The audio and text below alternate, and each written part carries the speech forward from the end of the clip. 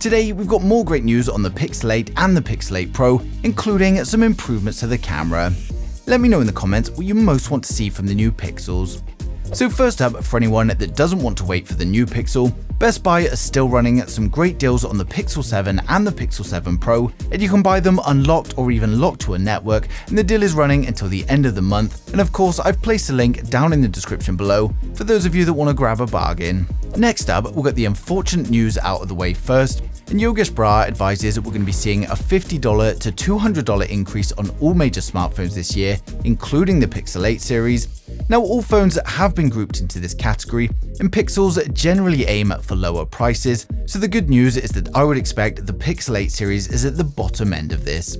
Now, we've also got confirmation from Roland Quant that the Pixel 8 Pro is going to come with a choice of 128, 256 or 512 storage, along with a choice of 8 or 12 GB of RAM, whereas the standard Pixel 8 is going to have a choice of 128 or 256 storage, and all versions will have 8 GB of RAM. Now, these configurations are in fact the same as last year, and we weren't really expecting any changes. Next up, we've got a report from Android Authority that not only are we going to be getting upgrades to the Pixel 8's camera system, but we're also getting software upgrades and a bit of an overhaul in the UI. Now, on the software side, we're getting staggered HDR, and it's going to use small delays between frames to reduce the picture taking time, along with segmented auto white balance, and this is going to add more true-to-life post-processing to parts of an image that's going to improve the overall accuracy. Now, for the UI changes, we get all of the settings options that move down to the bottom left corner, and it's also going to be available using a swipe up gesture, and it's all been designed around better usability for one-handed operation. The new UI also reveals action pan, portrait, long exposure, night sight, and panorama, and while these aren't new, they're now in the main bar instead of the motion tab. We're also getting lots of rumors about eSIM only on the new Pixel 8 series, but this is very unlikely, and as Max Weinbach points out, Google don't really have the leverage to put off consumers with such a drastic change, and while Apple did it to some models last year, I don't see anyone else following just yet. Now, for those of you who missed it, we also had a leaked teaser last week that not only shows us a good look at the new Pixel 8 Pro, but it also gives detail on the new audio eraser feature, so we'll just take a look.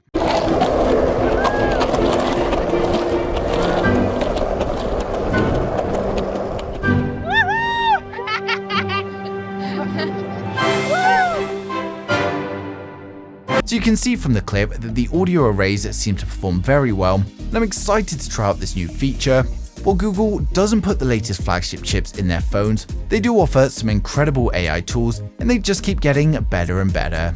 Now, we've also had many reports that we're going to be getting a new video unblur, similar to photo unblur, but of course for videos. We're going to have to wait and see if these features are for the Pixel 8 only, or if they also get passed down to the older Pixels. Now, the end of the teaser gives us a good shot at the blue Pixel 8 Pro, and as you can see, it looks exactly the same as these renders I've been showing you for months, so you can be pretty certain that this is exactly what the Pixel 8 Pro is going to look like. So first up, we've got the standard Pixel 8. With the standard Pixel 8, we get a 6.17-inch flat display. It's a 120Hz Full HD Plus OLED with a resolution of 2400 by 1080 and a peak brightness of 1400 nits.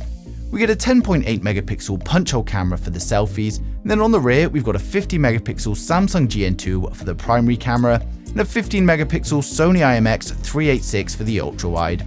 It's of course powered by Google's new Tensor G3 chipset, and it comes with 8 gigs of RAM and a choice of 128 or 256 storage. We get a 4485 mAh battery with 24 watt wired charging and 20 watt wireless. And we also get 5G support, Bluetooth 5.3, Wi-Fi 7, and an ultra-wideband chip as well. And of course, the phone is going to ship with Android 14. The phone is launching in October, and we're still awaiting confirmation of the prices, but it's estimated to launch around $650 to $700. Now, next up, we've got the Pixel 8 Pro, and for the first time ever, we get a 6.7-inch 120Hz flat display on the Pro model. It's coming with a resolution of 2992 by 1344, giving us 490 pixels per inch. We get a peak brightness of 1600 nits.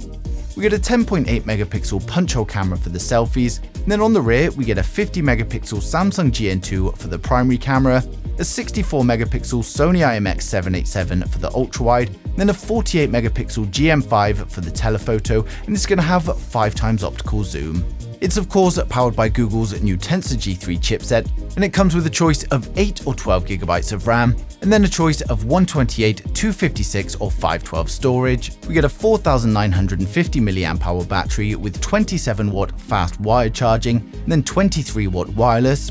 We also get 5G support, Bluetooth 5.3, Wi-Fi 7 and ultra-wideband, and then we also get a new temperature sensor, which is brand new to the Pixel series. Now the phone will of course ship with the new Android 14, and the phone is launching in October. Again, we're still awaiting confirmation of the prices, but I estimate it's going to launch at around $950 to $1,000. So for the Pixel 8 and the Pixel 8 Pro, we've got some minor design changes, and Google's focus, as usual, has been on the AI features, as well as delivering a great overall experience. Through previous releases, there have been a lot of complaints about curved displays in my comments, so it's nice to see that Google have listened to the consumer feedback, and the Pro model now gets a flat display as well. Given that we're so close to launch, the leaks are going to come flooding in now, and it's likely that we'll know everything about it before the launch, and of course I'll be sharing any information as soon as it comes in, so make sure you subscribe so you don't miss a thing in the future.